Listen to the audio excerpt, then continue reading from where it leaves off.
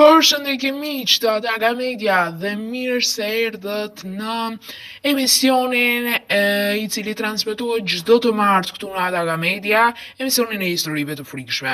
Edhe sot jemi rikthyer më në fund me puntata të reja, me episode të reja, ku do të diskutojmë, do të lexojmë histori nga më të frikshme që si gjithmonë ChatGPT-n i ka dhënë, dhe gjithashtu do t'i sqarojmë pak a shumë ose do të jap edhe mendimin tim për sa i përket këtyre.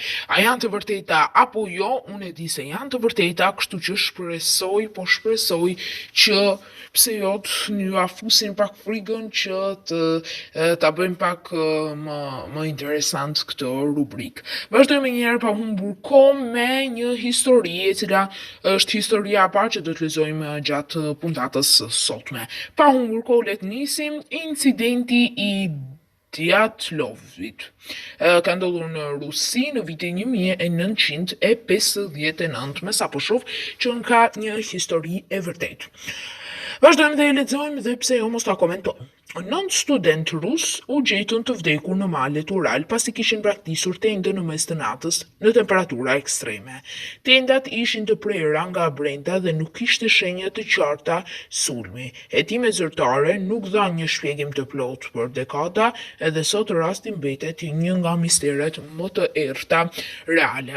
Duket në fakt një histori e frikshme dhe besoj që janë sulmuar nga një kafshë e egër aty në pyll.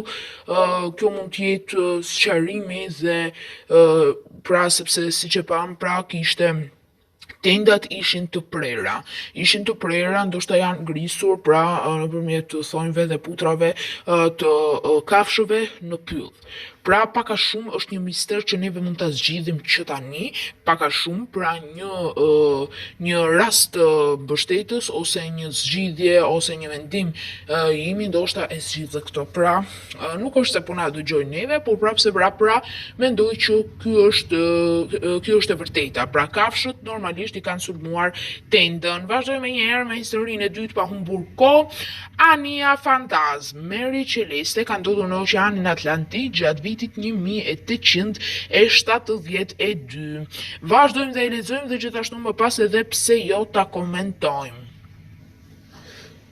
Ania u gjet duke lundruar bosh pa ekuipazh. Ushqimi ishte aty, ngarkesa e paprekur dhe nuk kishte shenja dhune. Ekuipazhi u zhduk pa asnjë gjurmë.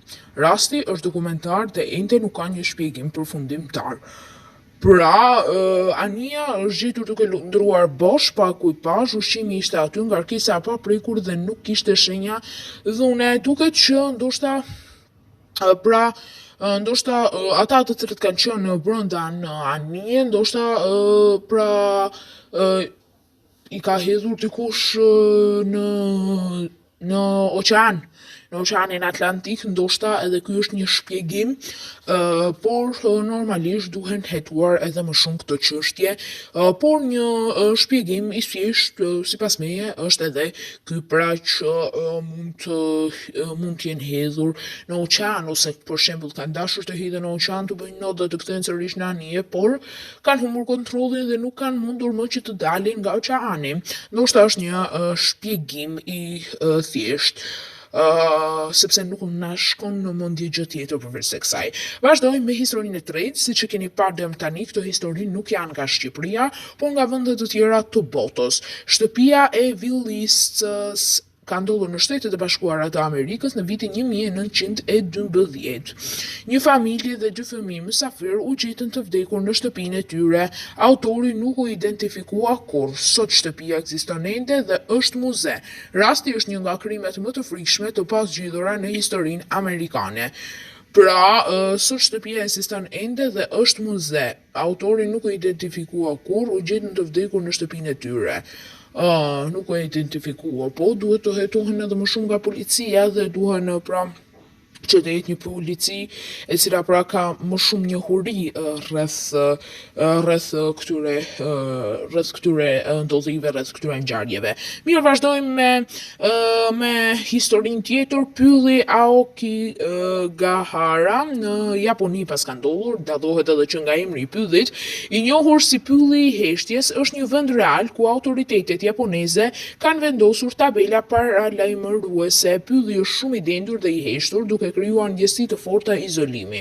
Qeveria japoneze e trajton zonën me kujdes të veçantë për shkak të historisë së saj të errët.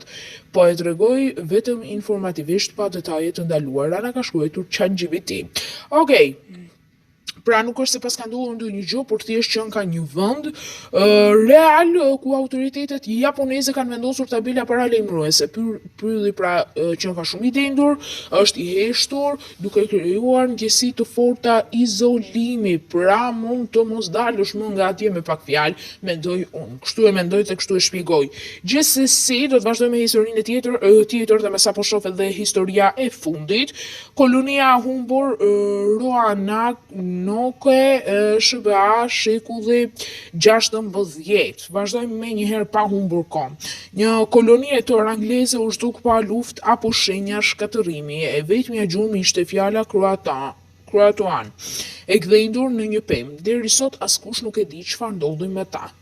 Wow, nuk e di, por me të vërtet këto ngjarje, këto histori janë disa mistere të cilat ndoshta nuk arrihen të zgjidhen dhe të hetohen e të zgjidhen krejtësisht asnjëherë në të gjithë jetën, dhe çdo herë pra edhe po të tentojnë nuk do të munden pse, sepse janë disa histori të errta ku nuk është lënë asnjë gjurmë dhe nuk mund pra nuk e se si ta nuk e pra se si të hetosh dhe çfarë të gjesh ku nuk ka as edhe një gjurmë përveç kësaj, edhe të vazhdosh hetimet ndoshta është e kot.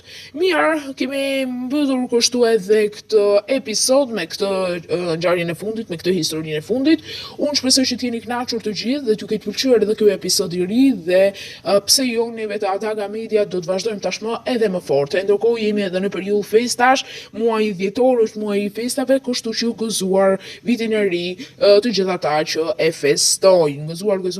Gëzuar nga Adaga Media dhe nga histori të frikshme. Unë ju falenderoj shumë që na ndoqët, like, subscribe, comment dhe share pse jo, dhe ne takohemi sërish në episodin e radhës. Qëndroni me programacionin e Adaga Media. Faleminderit.